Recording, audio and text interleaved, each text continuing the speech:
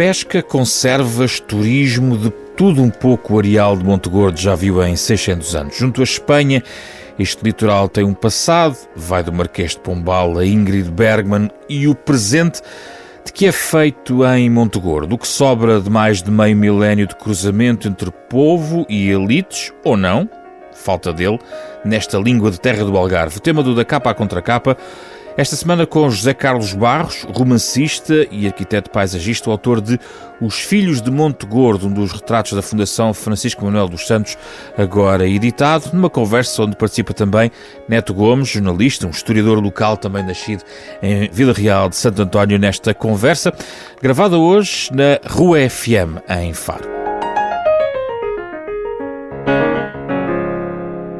Muito obrigado pela vossa disponibilidade. Um gosto de estar aqui em Faro a falar convosco sobre este livro do José Carlos Barros.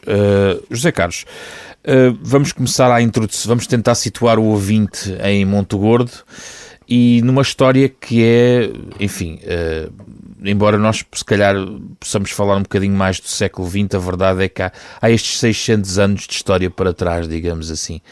Uma história onde, digamos, a constante foi a pesca, foi esta ligação, a presença forte das elites, até ao século XX, o que foi Montegordo, digamos assim.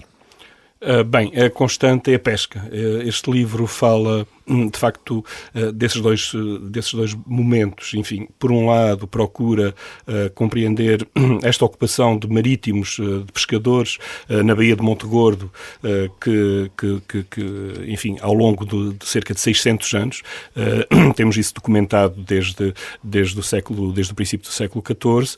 Por outro lado, procura também compreender, e isso é mais recente, compreender esse processo de marginalização social e territorial de uma comunidade de marítimos que, a partir de finais do século XIX, é, digamos, retirada da parte central do aglomerado, sai da parte central do aglomerado de pescadores para ir habitando uma periferia sem infraestruturas que os locais conhecem pelo nome de sertão. Já vamos ao sertão. Como é que é, para quem não conhece, a relação entre Vila Real e Montegordo, também nessa dinâmica entre elites e povo? Bem, vamos ver. Vila Real é relativamente recente, não é? Portanto, Vila Real de Santo António é construída entre 1774 e 1776, exatamente, entre outras, não vamos entrar aqui em grandes pormenores, mas entre outras razões, para controlar as pescarias dos mares de Montegordo, não é? Porque a questão aqui coloca-se quase sempre do ponto de vista fiscal.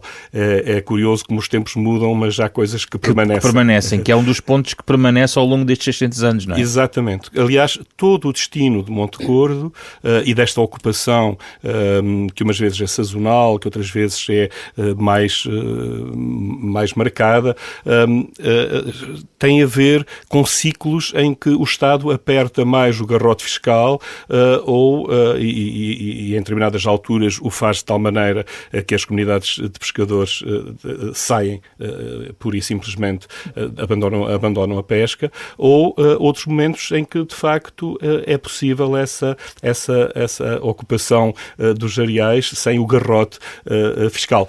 As finanças, a cobrança de impostos é sempre o que determina esta ocupação. Sim, terra de fronteira, a alfândega, no fundo, tudo isso marca estes 600 anos. Sim, aliás, estava a falar há pouco, enfim, dessa relação entre Vila Real e Montegordo. Bem, essa relação entre Vila Real e Montegordo estabelece-se exatamente nesta questão central, que é o início do turismo em Montegordo.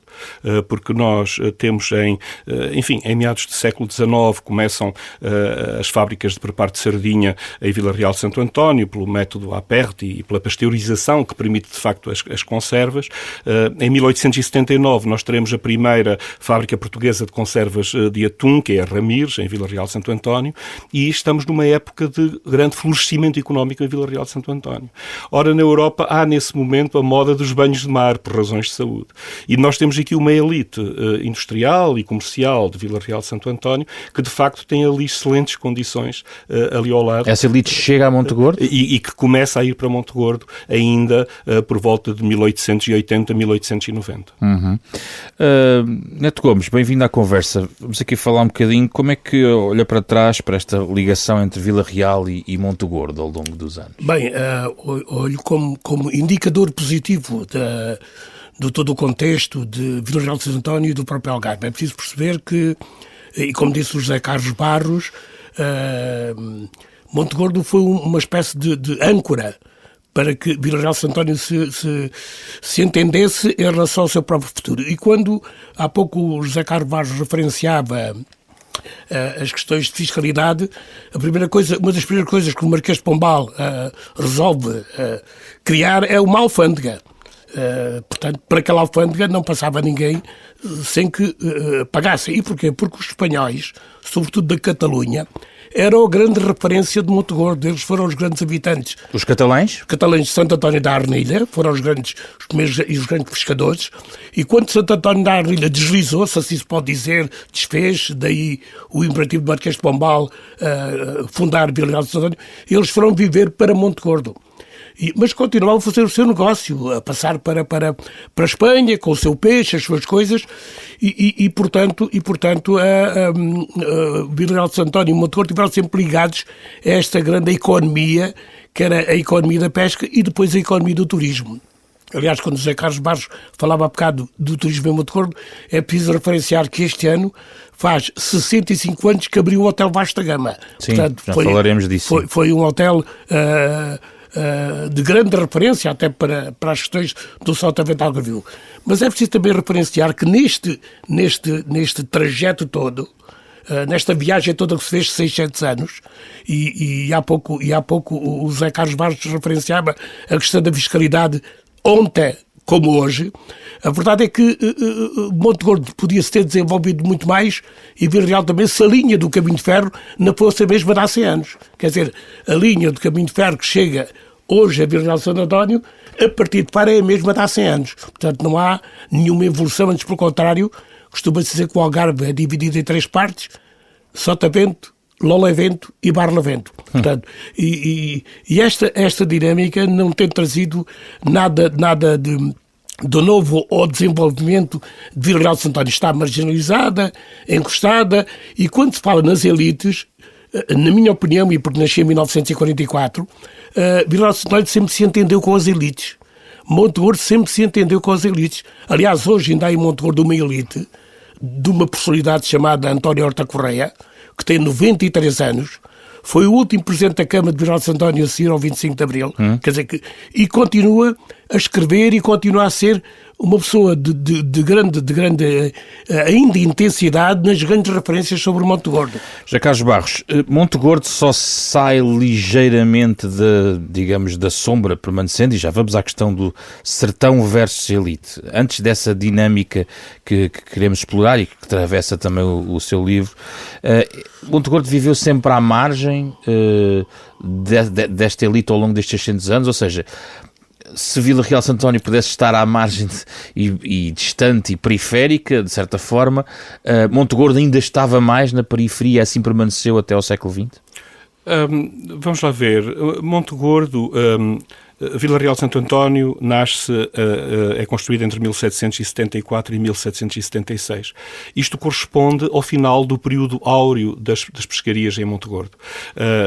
Por volta de 1770 havia em Montegordo 100 artes-chávega.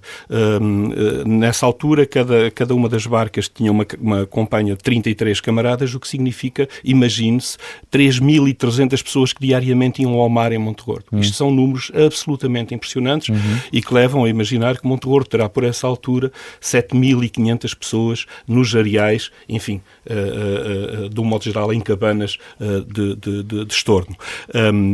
Ora, o Marquês, ao criar Vila Real de Santo António, faz aqui uma autêntica implosão do ponto de vista social, com imensos estilhaços, porque Montegordo, a nova alfândega, vai ser em Vila Real de Santo António. Montegordo deixa de ter alfândega.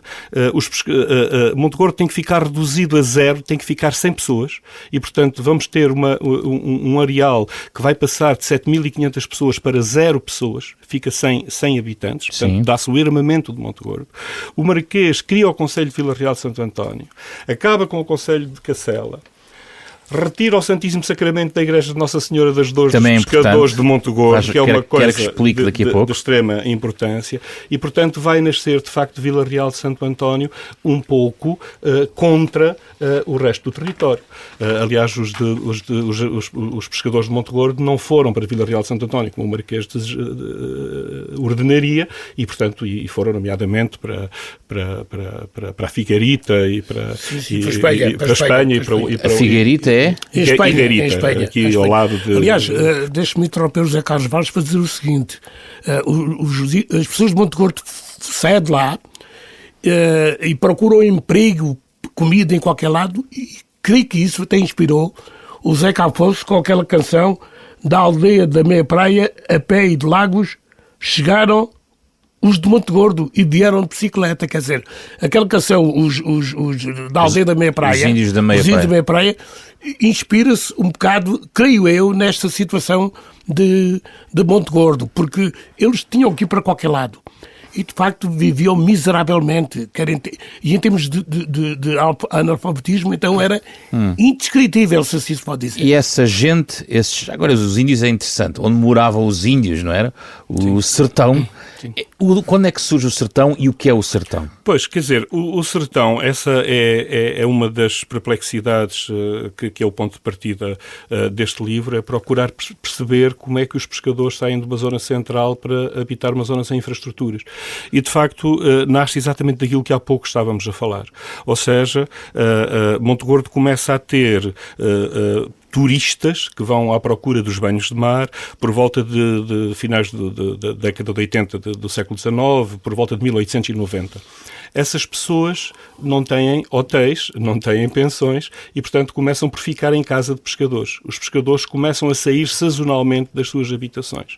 Este processo, ao longo do tempo, e em determinadas alturas com marcas muito fortes, como no pós-guerra, em que há um grande desenvolvimento económico e uma certa riqueza, pode-se dizer, à volta das conservas, à volta da agricultura, com o comboio que já chega a Montegordo desde, salvo erro, 1906, por aí, e que, portanto, que permite escoar os produtos agrícolas do Sotavento para Lisboa, produtos agrícolas que são muito mais cedo do que no resto do país. Sim. Há aqui um desenvolvimento económico que leva um glamour, inclusivamente, na praia de Montegordo, com vedetas internacionais. Mas antes do glamour, José Carlos, em 1879... e 84 a instalação de fábricas de conservas. Isto é em Montegordo ou Vila Real? Em Vila Real. Mas há uma explosão de acessibilidades que o José Carlos descreve no livro. As acessibilidades têm a ver essencialmente com o ano de 1892, que é uma grande marca, porque permite da antiga Estrada Real, que é a atual 125, ali da zona do Monte Fino, permite o acesso pela primeira vez a Montegordo. Pela primeira vez vai um carro de rodas a Montegordo, porque até aí, imagine-se, mesmo os de Vila Real, só a pé ou de cavalo é que conseguiam ir para mas já não era ermo o Montegordo, havia gente a viver ali. Entretanto, sim, porque aos poucos, em 1820, começaram a aparecer algumas pessoas e, portanto, aos poucos, Montegordo, quer dizer, o interesse para a pesca mantinha-se. Aquela baía, do ponto de vista da sardinha, era de uma riqueza impressionante. Então o sertão era uma zona de pescadores, uma área onde viviam os pescadores? Em 1830, 1840, Montegordo começa a ter gente, 20 famílias, 30 famílias, até que em 1890 é já uma aldeia de pescadores, onde vivem apenas marítimos, vivem gente ligada à pesca. Sim.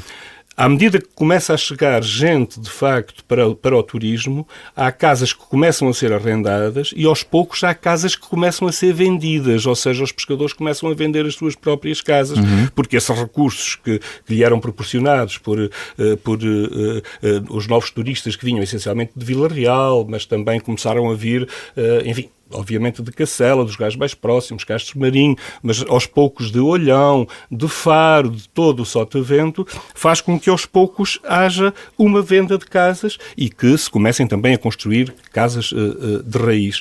Ora, os pescadores começam a ir para essa tal periferia sem infraestruturas, poente, não é? Que é o extremo poente, e é aí que aos poucos vai nascendo de facto o sertão. Temos pescadores, temos as conservas também. Deste ponto de vista é importante falar aqui desta indústria conserveira. Que impulso é que vai dar nesta altura esta zona? Bem, a indústria de conservas, diremos que conservas de peixe, nasceu, Vila Real de Santo António foi o grande projeto, e quando há pouco o Zé Carlos Barros referenciava a fábrica Ramires, foi a primeira, aliás é a mais antiga do mundo, que ainda hoje existe em Matosinhos. Sim. Ainda existe em Matosinhos. Era um setor de grande importância para toda a economia.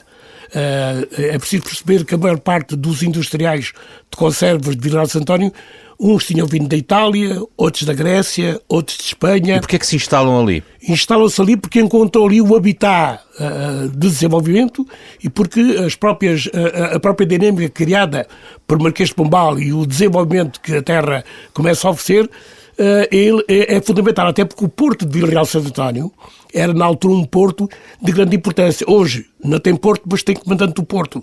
E de grande importância porquê? Porque existia a mina de São Domingos. A mina de São Domingos, que era explorada por uma empresa inglesa, a Mason & Barre, permitia que os grandes barcos fossem até ao Pomarão. E depois descesse ao Guadiana. O Pomarão é Guadiana. E depois ainda existe hoje, embora não funcione, o maior túnel ferroviário que liga a mina de São Domingos ao Pomarão. E, portanto, havia um grande desenvolvimento no Porto, porque essa própria empresa inglesa permitia que se fizesse a limpeza da Barra do Guadiana para os barcos entrarem e saírem. E aí houve grandes conflitos com os espanhóis. Os espanhóis nunca colaboravam para essa reestruturação da Barra do Guadiana e muitas vezes a barra ficava fechada e por isso também os industriais de conservas apoderaram-se desse interesse de Vila Real de Santo António para poder, de facto, e as conservas eram enviadas para Génova, para a Alemanha, diariamente aportavam ao Vila Real de Santo António, não direi dezenas, mas 5, 6 barcos por dia para carregar mármore, alfarroba, cortiça, conservas, etc. José Carlos, a indústria conserveira, a mesma questão, que impulso dá, na sua perspectiva? Vamos já ver, a indústria conserveira é fundamental a vários níveis, não é? Primeiro, é fundamental para o desenvolvimento económico de Vila Real de Santo António, que com as conservas, porque depois as conservas traziam um conjunto de indústria e de comércio associado que faziam de Vila Real de Santo António, nomeadamente em finais do século XIX, uma terra de prosperidade. Por outro lado, regressemos a Montegordo, estávamos a falar há pouco nos pescadores e no sertão. No sertão, se falarmos com alguém que foi filho, que nasceu ainda no sertão, ou no sultão, e se lhe perguntarmos quem era o pai ou a mãe, dirá quase em 99% dos casos, o meu pai pescador, a minha mãe conserveira. Apesar dos rendimentos, enfim, dos pagamentos das conservas e da indústria conserveira não serem propriamente, enfim, espetaculares, não é? A vida também era o que era nesse tempo nas outras atividades. A verdade é que para esta população de Montegordo, sobretudo para as mulheres, quase todas as mulheres pescadores, quase todas as mulheres dos pescadores trabalhavam nas conservas. É por isso que o José Carlos põe aqui uma parte específica sobre as mulheres de Montegordo, não é? Obviamente, porque as conservas têm um impacto absolutamente incrível nas mulheres de Montegordo. Aliás, é curioso, porque tem a dois níveis e eu, depois de muitas conversas, quase valorizo mais o segundo. Por um lado, porque permite, obviamente, um rendimento, não é, económico. Por outro lado, porque permite às mulheres, ou pelo que roubam das fábricas de peixe, enfim, e este roubam deve vir com muitos parênteses, com muitos, enfim, muitas aspas ao lado, mas o que elas trazem das fábricas, não é, que são geralmente subprodutos que ninguém quer, mas depois também coisas boas à escapa, outras vezes com a própria conivência dos responsáveis, enfim, pelas fábricas, é extremamente importante para uma população para quem matar a fome era um objetivo. Diz Assunção no seu livro: a minha mãe começou a trabalhar nas fábricas com 10 anos. A fome fazia a necessidade. Se não fossem as fábricas das conservas, era uma desgraça. É verdade. Ou seja, apesar dos problemas que identificamos com os valores que não eram muito elevados, as fábricas de conservas são fundamentais para que no sertão, nomeadamente, não se passe aguentaram fome. Muito, não é? Aquela população, não é, Aliás, Neto Gomes? eu fui criado numa creche de uma fábrica de conservas. O meu pai era cravador. A carvadora é a função de colocar uma tampa na lata e colar. E a minha mãe era avisadeira. A avisadeira, porque a fábrica fechava e depois de repente metia peixe, assim se pode dizer, e é um período em que as sirenes das fábricas não podem tocar porque ainda há uma relação muito grande com a última guerra mundial, o que poderia criar embaraços. Exatamente. E a avisadeira ia até quase a Monte Gordo a pé, avisar: meninas, vejam para a fábrica, que a fábrica meteu peixe. Portanto, a avisadeira deslocava-se para essa situação. E, de facto, as pessoas das fábricas, no inverno, trabalhavam 3 dias por semana. E recebiam como subsídio de Natal, muitas vezes, 3 latas de conserva. É preciso perceber, isto na minha ótica, Vila Real de Santo António e Monte Gordo, na minha opinião, sempre coabitaram as elites com as pessoas mais desfavorecidas. Portanto, os industriais de conservas permitiam que as fábricas tivessem creches, permitiam que as fábricas tivessem locais onde os trabalhadores permanecessem, mas isso não era apenas em Vila Real de Santo António. Se nós formos a Portimão, a situação era muito igual. Os industriais de conservas tinham uma condição, na minha ótica humana, que permitia que existisse uma relação dentro das condições financeiras também que tinham, para que a indústria de conserva permitisse o bem-estar dos próprios trabalhadores. Geograficamente, Olhão também tinha ligação. Sim, claro, Olhão, Vila Real de Santo António e Portimão. E quando a gente fala em Portimão, faz uma relação com Ferragudo, que pertence ao Concelho de Lagoa, que tinha ali também muitas fábricas, na verdade. E há uma altura na história em que Vila Real de Santo António é o grande estuário de centenas e centenas de traineiras que vinham de Peniche, da Trafaria, de Matosinhos e que ali ficavam. José Carlos, há um cimento social que as conserveiras fazem, deste ponto de vista? Bem, vamos lá ver. Parece-me interessante isto que o Neto Gomes está a dizer relativamente a essa coabitação entre a elite e os protegidos. Houve sempre grandes lutas sociais em Vila Real de Santo António, obviamente em ambiente industrial, é inevitável. Sobretudo no século XX? Sim, ao longo do século XX houve sempre grandes lutas sociais e, portanto, elas são uma parte importante até da história da indústria em Vila Real de Santo António. Por outro lado, repare-se, um dos industriais muito conhecidos, o Capa, quando faleceu, nos anos 30, levou a bandeira do sindicato dos trabalhadores na sua urna. Enfim, quer dizer, isto mostra um pouco isso que... quer dizer, a complexidade destas histórias que nunca se reduz a coisas muito elementares. Mas havia uma marginalização desta gente do sertão. Bem, esta gente do sertão vivia numa absoluta marginalização social e territorial, porque era, de facto, um espaço à parte. Vamos lá ver, nos anos 50, por exemplo, quando em Monte Gordo já tínhamos o turismo, enfim, ainda não tínhamos esse turismo internacional que vem a partir de 1960, nomeadamente com essa marca do dia 1 de agosto de 1960, que é o Hotel Vasco da Gama. Sim. Mas nessa altura temos em Monte Gordo já o turismo, temos o casino, temos a Marginal. É ali em 1920 que há uma mudança? Vamos lá ver. A partir do princípio do século, talvez essencialmente dos anos 20, sim, há uma opção clara de Monte Gordo ser aproveitado como estância turística. Aliás, vai tendo, ao longo dos anos 30, planos de urbanização pioneiros, vai ter o casino, que é vai ter uma marginal, portanto, vai ter um conjunto de obras e de ações todas viradas para o turismo. E chegamos a 1950 com uma petição que alguém fará em nome das pessoas do sertão para que possam ter uma bica de água potável, porque em 1950 não há uma bica de água potável ainda no sertão. As ruas, não há ruas, são de areia, não é? Não há esgotos, não há água canalizada e, portanto, há uma marginalização e também uma espécie de automarginalização. Quer dizer, a história é complexa porque esta gente foi ocupar, foi empurrada, saiu das suas casas e foi ocupar terrenos de que não têm cadernetas prediais sequer. Neto Gomes. Aliás, é preciso perceber que, e o livro de José Carlos Barros trata disso, é que Monte Gordo vive várias crises. E a crise até do isolamento dos seus próprios habitantes. Eles isolam-se propriamente. E é preciso perceber que as mulheres eram mulheres muito fortes, mas juntos, umas com as outras, porque isoladamente tinham muitas dificuldades em assumir a sua valentia, a sua coragem. Mas juntas eram capazes de desafiar até um santo, sem problemas nenhuns. E, portanto, quando há pouco falava na questão do casinos, já em 1914, 15, havia um casino que era o chamado Casino Peninsular.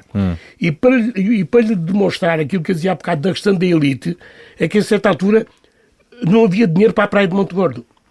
E uma série de pessoas ligadas à elite fizeram um espetáculo em Montegordo, no casino, destinado a obras de beneficiação da própria praia. E dessas entidades até participam com o papel de Visconde o próprio Sebastião Ramires, que chegou a ser governador civil e presidente da Câmara de Vila Nossa de Baixo. Sebastião Ramires, que é uma personalidade importante também no livro é tratado. Pois, e essas pessoas criaram uma récita cujo dinheiro era a favor da Praia de Montegordo. Isto nos anos 20, não? Sim, antes, portanto, 19, 1917, 19, posso até oferecer o cartaz. Está aqui, 17 de setembro de 1919. Posso-lhe oferecer até as figuras. Isto foi, mas era muito pouco para aquilo que o Sertão precisava, não é? Não, os do Sertão não iam a estas récitas nem o Não, dinheiro no para sentido do dinheiro. Exatamente, era tudo à margem do Sertão, não é? Havia duas realidades em Montegordo. Sem fronteiras, quer dizer, não havia um muro, mas é como se houvesse. Havia quase um muro, era a venda do Tapala. A venda do Tapala, a igreja marcava a diferença dos territórios. Marcava a diferença dos territórios. Aliás, havia diferenças entre os próprios filhos de Montegordo. Porque os filhos de Montegordo dividiam-se entre os do Sertão e os do Café Roxo. Portanto, o que é os do Café Roxo? A poente da igreja e da venda do Tapala. A venda do Tapala era uma zona de fronteira onde, de facto, se juntavam ainda os do Sertão e os do Café Roxo. Depois eram dois mundos à parte.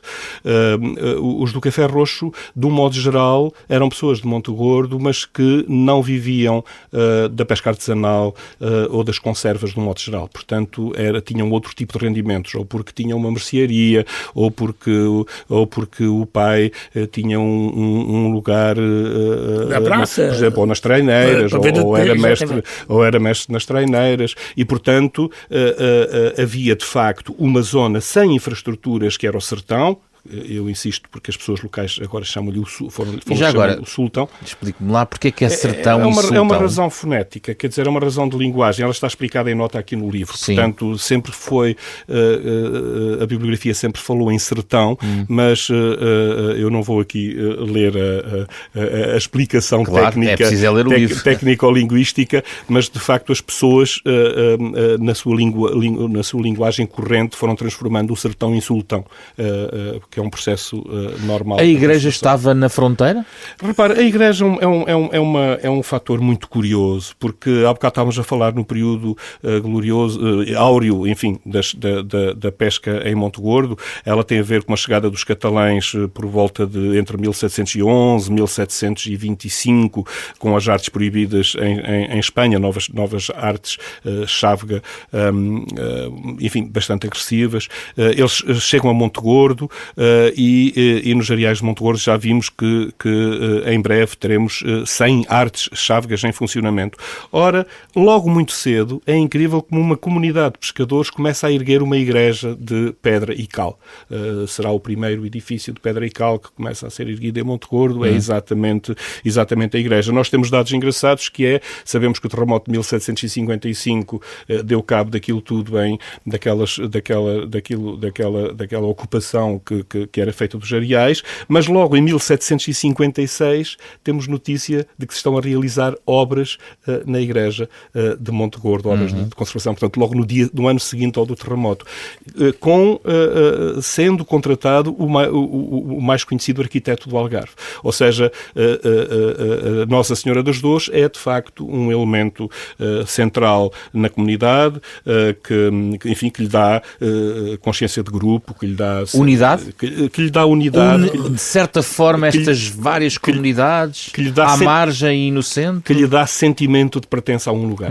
É curioso porque o livro acaba com eu próprio a ir ver a procissão de Monte Gordo, nomeadamente a chegada da Nossa Senhora das Dores à igreja, e é muito curioso, por exemplo, o sermão do pároco, que não me levará a mal se me estiver a ouvir, que diria, que insistia, uma mãe não se visita apenas uma vez por ano, uma mãe visita-se todos os dias ou todas as semanas. Porquê? A fazer um apelo a esta gente do mar e dos pescadores para que frequentem a igreja mais vezes, porque eles, de facto, muitos deles vão lá uma vez por ano, durante a procissão, em que são eles que mandam, em que são eles que dão todas as ordens, onde ninguém se pode meter. Sim. E aí, nessa altura, de facto, a Nossa Senhora das Dores compreende-se que é o grande elemento agregador da comunidade. Monte Gordo foi sempre uma terra de fé. As pessoas tiveram sempre muita fé na Nossa Senhora das Dores. E a certa altura até se conta uma história, que aliás vai integrar o meu livro, em que quando se realizava a procissão da Nossa Senhora das Dores, eles traziam da igreja matriz de Virgem Santo António um quadro que acompanhava a procissão. No final da procissão, esse quadro regressava outra vez a Virgem Santo António. Acontece que numa certa procissão, após a mesma, 4 homens conduzem o quadro para Vila Santo António, a pé, e depois chegam a um sítio chamado o Poço Velho, e o quadro torna-se tão pesado, que acabam por pedir outras pessoas para os ajudar e fazem o quadro regressar outra vez a Monte Gordo. A ficar, portanto, na igreja de Nossa Senhora das Dores. Portanto, Monte Gordo, as pessoas sempre tiveram uma grande fé e podiam não apanhar peixe, podiam ter uma situação negativa que não deixavam a igreja acreditando, portanto, na padroeira da Nossa Senhora das Dores. Permita-me ainda que lhe conte uma história um bocadinho fora do âmbito deste livro, para perceber. Por exemplo, a própria publicidade que era feita para conseguir conquistar pessoas. Em 1937, o jornal Foz do Guadiana faz a seguinte publicidade: última hora, um atentado contra Hitler. Berlim, ontem, pelas 20 horas, após uma manifestação hostil das tropas de assalto, desse um atentado contra Hitler, pelas mesmas em virtude dele se ter recusado a fornecer roupas de malha. Visite a Casa de Malhas em Vila Real de Santo António. Portanto, era... com Hitler andavam em... Eu posso te oferecer. Sim. Para fazer, no fundo, a publicidade. Isto faz parte de um livro que eu vou lançar em breve. José Carlos, quando é que gentes do sertão também entram depois na indústria hoteleira, digamos assim, começam a entrar e enturmar-se, entre aspas, nesta nova dinâmica económica de Monte Gordo? Quando é que isso acontece? Pois, não é por acaso que o livro até começa a dizer que o turismo veio, de facto, estilhaçar as coisas todas e, portanto, veio mudar um bocado as coisas. Vamos lá ver, já por mais do que uma vez falámos nesta data, no dia 1 de agosto de 1960 é inaugurado o Hotel Vasco da Gama, que corresponde, de facto, ao início do turismo internacional. Em Monte Gordo. E não apenas nacional, que era o que vigorava na primeira metade do século XX, é isso? E a sério, porque, repare, nós depois da Segunda Grande Guerra, tínhamos nos anos 50 já curadas as feridas da guerra, ou a começar a curar-se as feridas da guerra, e com algumas possibilidades do ponto de vista social que nascem na Europa, há o sonho do sol e da praia na Europa. Mas 4 anos antes já havia um parque de campismo, não é? Sim, tinha aberto o parque de campismo, portanto, Monte Gordo começava a ter, mesmo assim, Monte Gordo teria nessa altura 1.600, 1.700 turistas, enfim, por época. Que era uma exceção com a Praia da Rocha ao que acontecia no Algarve. Sim, a Praia da Rocha e Monte Gordo, apesar de tudo, foram as duas praias que dão início a este... explosão. Sim, são de facto uma no Sotavento e outra no Barlavento. E de facto, nos anos 60 nasce o Hotel Vasco da Gama, mas logo a seguir, nos 3, 4 anos seguintes, nascem mais uns quantos hotéis. E portanto, é preciso mão de obra para a hotelaria. esta mão de obra não é a mão de obra da gente do sertão, é a mão de obra que, de um modo geral, vem de fora, vem da Figueira da Foz, vem de Grande Lisboa, vem de fora, não é? A verdade é que e conta-se aí a história de uma dessas pessoas, nomeadamente do João Rodrigues, que com 11, 12 anos vão bater às portas dos hotéis a dizer: eu quero trabalhar aqui. Certo. E, portanto, há, de facto, as primeiras pessoas que começam a fugir desse destino do mar, onde eram sempre mão de obra sedentária na pesca. Os cuicos batem à porta do turismo. É verdade. E portanto... Cuicos é claro a população, não é? Os cuicos são os que vivem no sertão, que era um termo pejorativo, não é? Que, para insultar os do sertão, e que eles agora, com a sua autoestima, com a sua consciência de grupo que já têm, com a sua identidade, até têm um clube agora que se chama Os Cuicos, lá em Monte Gordo. E que tem a sua origem, se aprofundarmos, tem a sua origem na Venezuela, de índios. Continuamos a bater na tecla dos índios. Pois, eu não concordo, mas é o que se diz. Vários autores defendem essa... Mas batem à porta do turismo e instalam-se economicamente nessa indústria? Quer dizer, começam com as coisas mais básicas. São os grumos, são os comis, são os que vão para as cozinhas limpar. Portanto, no princípio, de facto, está vedado às pessoas, obviamente... O turismo ainda é uma coisa que está próxima. Aliás, os cuicos nem passam em frente ao Hotel Vasco da Gama, nem vão para aquela zona do turismo, não é? E as próprias mulheres não saem também da zona onde se varam os barcos. Portanto, continua a haver aqui uma grande separação. Isto é um processo lento.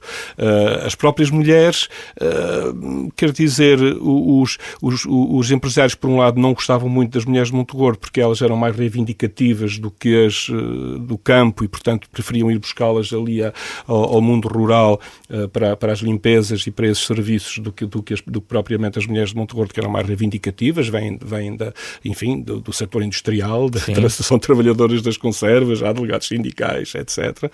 Por outro lado, e isto toda a gente me fazia essa referência, os pais não deixam as filhas ir trabalhar para os hotéis porque é uma coisa considerada um pouco de má fama, quer dizer, as senhoras decentes não vão trabalhar para os hotéis, portanto há ainda algum preconceito relativamente ao trabalho nos hotéis. E, portanto, só muito mais tarde é que isto se começa, enfim, a vulgarizar. Demora algum princípio, tempo, não é? Sim, no princípio, só para estes empregos de última categoria. Estava a ouvir o Neto Gomes sobre esta transição para a hotelaria. Mas continua a ser uma... Sabe, eu com os meus 80 anos ando sempre a olhar ao retrovisor. Se eu não conseguir saber o que ficou para trás, tenho muita dificuldade em dar o passo seguinte.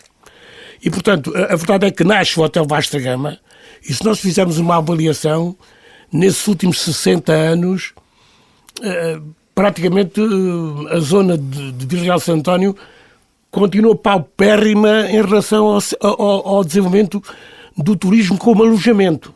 Temos o Hotel Vasco da Gama, o Hotel Guadiana, Cabra, Feixa, etc.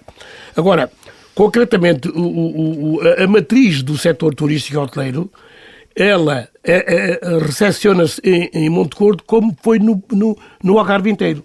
Os melhores chefes de mesa, de cozinha, de restauração, de bar, vinham de regiões como o Luso, vinham de regiões como a Figueira da Foz. Portanto, esta ponte de energia e de conhecimentos foi extremamente importante até para depois criar no Algarve uma própria escola de hotelaria. Essa escola de hotelaria permitiu que se fizesse escola, passa o paradoxo, e a hotelaria hoje, ou naquele tempo, se potenciasse de grande importância. Mas se nós olharmos a esse passado distante e até agora, continuamos com dificuldades para podermos assumir um setor turístico que é vital para a nossa economia, onde não temos pessoal, alojamento, que há inúmeras dificuldades. Portanto, deixe-me dizer-lhe, o Conselho de Vila Real de Santo António, por várias razões, parou no tempo. Eu costumo dizer que estamos à espera que chegue o desdobramento e possa resolver alguns problemas. Tínhamos potencialidades incríveis. Aquele porto de pesca, isso não é saudosismo, é a realidade. Repare, Portimão hoje tem um cais de encosto para barcos de cruzeiros. E no Rio Arade só andam barcos de papel.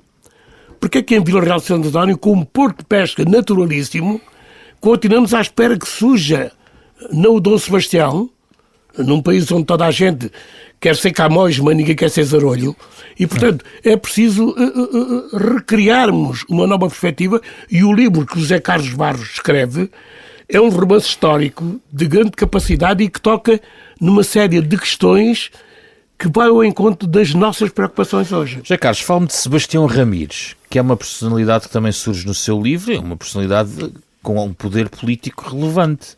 O que é que isso mudou? Foi para o próprio apenas ou também para a própria zona? Há mais do que um Sebastião Ramires, não é? O primeiro, o velho conselheiro, o Sebastião Ramires, que chega à Vila Real de Santo António. É curioso que estes grandes industriais vêm quase todos do comércio eu só estou a referir isto porque acho que isto lhe dá características depois interessantes enquanto também industriais. Eles não vêm das grandes famílias, portanto eles chegam à Vila Real de Santo António como caixas da empresa tal. Aliás, como... José Carlos, peço desculpa, o próprio Francisco Rodrigues Tenário, que queria em certa altura a fábrica de Tenório, era empregado de comércio em Lolé. Aliás, em Lolé há um local chamado o Palácio dos Espanhóis, que em certa altura os espanhóis fluíram para ali, entre eles esse próprio José Rodrigues Tenório, Francisco Rodrigues Tenório, que tornou-se industrial de conservas em Vila Real de Santo António. Portanto, eram pessoas que vinham de zonas comerciais que nada tinham a ver. E este Sebastião Ramires que chega a ministro? Este Sebastião Ramires, que é o engenheiro Sebastião Ramires, vem com o Salazar, visita o Algarve 2 vezes nesta altura. Para quem nunca queria sair de Lisboa, não é por acaso que ele vem 2 vezes ao Algarve, porque a crise de 1929, a crise da Bolsa, que no nosso país, que não era exportador, quase não causa grandes problemas, não tem grandes efeitos. No Algarve tem um efeito devastador, porque nós tínhamos uma economia muito exportadora. E, portanto, o Salazar vem ao Algarve em 1931 e quem é que vem com ele no carro? O engenheiro Sebastião Ramires. Aliás, ele vai ficar já em 1931, vai ficar no Hotel Guadiana, em Vila Real de Santo António, que é também propriedade dos Ramires. Nesta altura, Salazar é Ministro das Finanças e vem, fazer um estudo ao Algarve sobre o problema das conservas. Ele virá novamente ao Algarve em 1934, Salazar, Sim. E quem é que vem no carro com Salazar? O engenheiro Sebastião Ramires. O engenheiro Sebastião Ramires, nesta altura, já é ministro do Comércio? Da Indústria.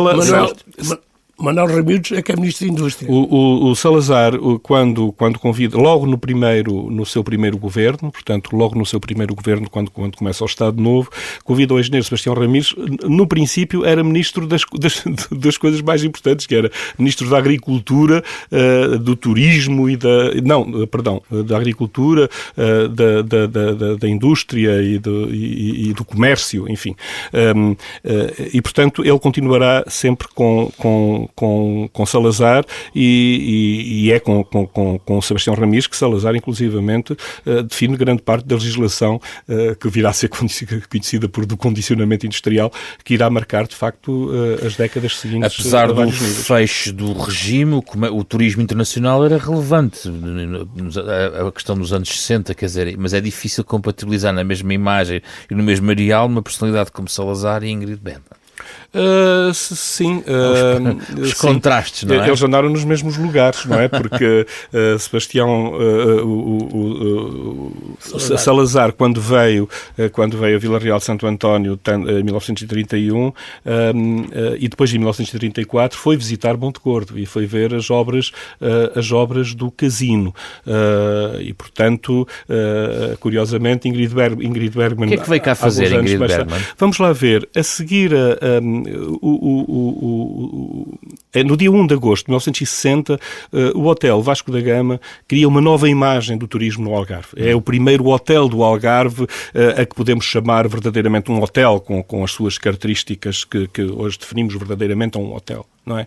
E, portanto, havia um glamour associado ao hotel que fazia questão de que grandes personagens internacionais passassem por ali. A Ingrid Bergman é apenas uma dessas vedetas, a Deborah Kerr, todos os políticos do Estado Novo, a Amália Rodrigues, onde temos algumas quadras dela no livro de hóspedes do hotel, e, portanto, fazia parte, eu descrevo aí um pouco essa perdoa-se uma expressão, essa fauna que em determinada altura circulava pelo Vasco da Gama, que era de facto anos 60 por aí, exemplos de um cosmopolitismo, é verdade que foi multado? Muito a sério. É uma história que eu vejo aí nos livros, uma história que se conta aí. Não a vejo com fonte para isso, não é? Não se sabe. Parece-me uma história, enfim, não quero... romanceada. Enfim, o que eu conheço é feito com base nos arquivos do Hotel Vasco da Gama. Ela veio cá em fevereiro, esteve cá uns dias, sim, foi à praia onde andou descalça, e, portanto, o que se refere aí, o que eu tiro, e é por isso que a Ingrid Bergman aparece logo na primeira página do livro, é esta coisa curiosa da Ingrid Bergman ter essa ideia dos pescadores que lutam com o mar, e, portanto, foi comprar postais para ver os pescadores que lutam com o mar, quando ela tinha os pescadores ali ao lado, não é? Mas no sertão ninguém entrava. Mas a Vera Lagoa reparou. A Vera Lagoa é um caso muito curioso que me apareceu durante esta investigação para este livro, não é? Que é, em finais dos anos 60, a Vera Lagoa, que vem para o Algarve fazer reportagens sobre o glamour turístico do Algarve, vai à Praia da Rocha, vem a Monte Gordo, etc. De cada vez que vinha a Monte Gordo e de cada vez que fazia uma reportagem, fazia uma nota muito violenta sobre o sertão, a dizer que era inadmissível que um país pudesse conviver com uma situação como aquela. E, portanto, ela, enfim, penso que até teve alguns efeitos os escritos dela, porque se falou até num processo em tribunal que se lhe iria colocar, etc. E de facto é a única referência que eu vejo, porque de resto era como se aquilo não existisse, não é? Quer dizer, era como se o sertão ou o sultão não existisse. É uma coisa que está lá para aquele canto, a gente não tem muito que falar daquilo, e ponto final. Neto Gomes, o que é que acontece entre os anos 60 e o 25 de Abril, digamos, desses 15 anos, 10, 15 anos? Há alguma alteração? Não. A alteração é o deixar correr, o deixar passar, porque entretanto cai também a indústria naval. Vila Santónio tinha uma indústria naval muito forte. Abatemos barcos, deixámos de ter um porto vigilante, e, portanto, o turismo acaba por ter um impulso muito grande e disfarçar um pouco a crise, porque é preciso perceber também que, com o fim da guerra em África, que nós enviávamos muita conserva, quer como ração de combate, quer para as províncias, as antigas províncias ultramarinas, Vila Santónio tem um abanão enorme, um abanão extraordinário, extremamente negativo. E apesar de existir alguma resistência por parte de alguns industriais de conservas. Eu recordo que a certa altura o próprio general Ramalhianos visita Vila Santónio, reúne-se com o António Horta Correia, reúne-se com o próprio Pedro Socorro, João Foque, industriais de conservas que acabam depois por se juntar e criar uma empresa muito mais pequena e abrem até nos Açores. Uma fábrica de conservas nos Açores, a chamada Confaco, no sentido de tentar reativar. Mas havia situações de conflitos enormes, sobretudo porque a Barra do Guadiana começou a enfraquecer. Quase não passava lá um bote. O que é que a democracia fez para Monte Gordo e este novo tempo nos últimos 50 anos? Bem, eu sou um fervoroso fã do 25 de Abril, não apenas pelas razões práticas e evidentes do que significou, mas também porque dou muito valor às questões simbólicas. E, portanto, o 25 de Abril, para mim, é sempre as duas coisas. E, do ponto de vista simbólico, teve logo um efeito fantástico, que é essa ideia de que não pode haver pessoas que estão isoladas numa periferia, à margem, enquanto o resto porque repara... Essa dignidade apareceu logo a seguir à Revolução. habitação ou demorou? Vamos lá ver. O processo foi mais lento do que poderemos supor, não é? A verdade é que logo a seguir ao 25 de Abril, relativamente pouco tempo depois, forma-se uma comissão de moradores. Como se sabe, houve o processo SAL em Portugal, que teve como preocupação essa questão da habitação. Sim. E, portanto, logo com o 25 de Abril, o Sertão está, enfim, nos olhos disto tudo, não é? E, portanto, começam, de facto, os planos para habitação social, não é? Das pessoas do Sertão, nomeadamente do chamado bairro das Areias, que é como vem na legislação. É claro que o processo foi muito mais lento, é claro que isto tudo demorou tempo. Eu, quando comecei a ir ao Sertão, no princípio dos anos 80, ainda havia areia e ainda havia muita coisa para fazer. A verdade é que tinham desaparecido as cabanas, tinham desaparecido as cabanas de como e, portanto, o processo era irreversível e, portanto, apesar de ser um processo mais lento do que se calhar seria desejável e demorou ainda algum tempo, a verdade é que com o 25 de Abril começaram as alterações significativas no Sertão. Quer do ponto de vista urbanístico, quer do ponto de vista social. Sim, quer dizer, o tecido social. As duas coisas, obviamente. A questão, tudo começa sempre à volta da casa, é curioso, não é? Porque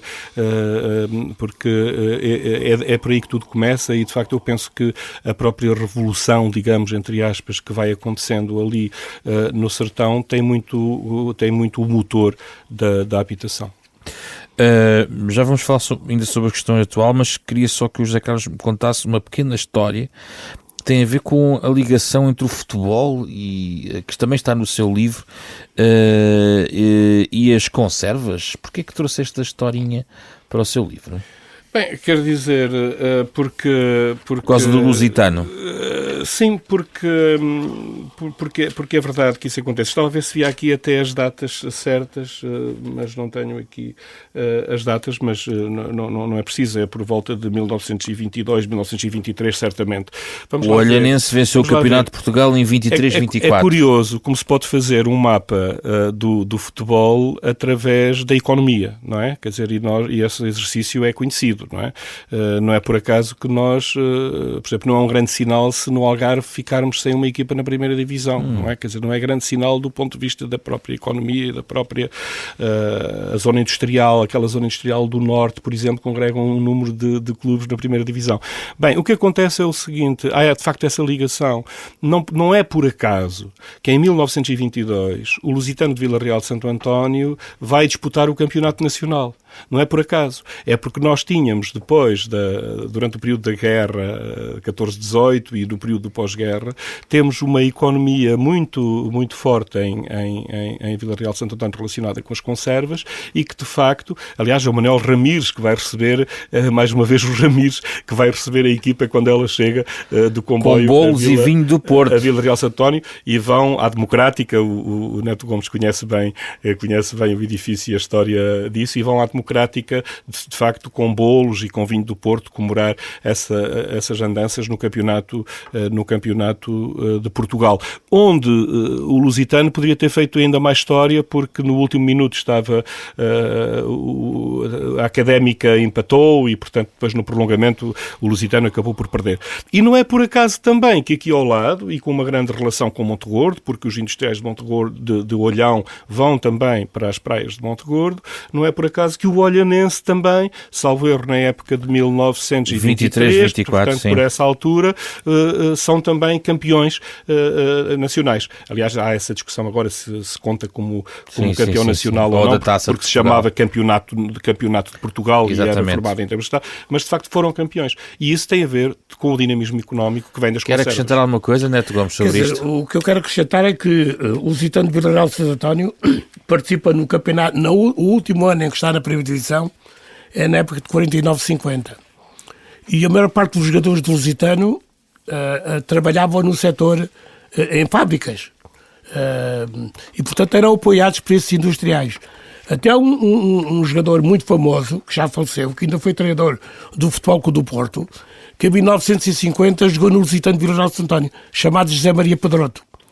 O José Maria Pedroto estava na tropa em Tavira e, como miliciano, juntamente com outro jogador que tinha vindo da Académica, o Macedo, reforçar o Lusitano. Mas é preciso perceber que muitos atletas de Vila Real de Santo António foram aliás, Vila Real foi a grande incubadora de uma série de jogadores pelo país inteiro.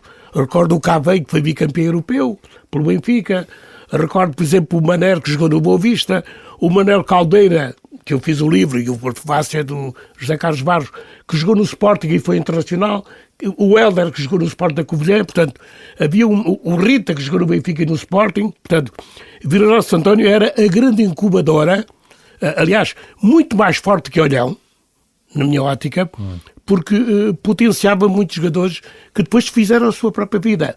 Agora, que o futebol foi muito importante para a economia de Vila Real de Santo António é um facto. José Carlos Barros, e hoje, como é que estas gentes vivem com esta memória deste tempo? Afastado, está esquecido ou está presente? Eu falei com muita gente para escrever este livro. Queria muito ter os testemunhos das pessoas. E o que mais me toca é o gosto que têm de contar as histórias e uma espécie de orgulho de fazerem parte desta história do sertão. Quer dizer,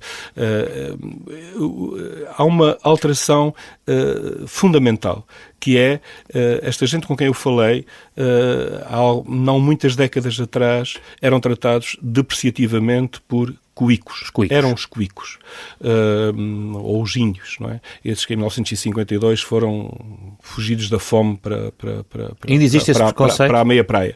O que é curioso é como isso se alterou e como essa transformação existiu através desse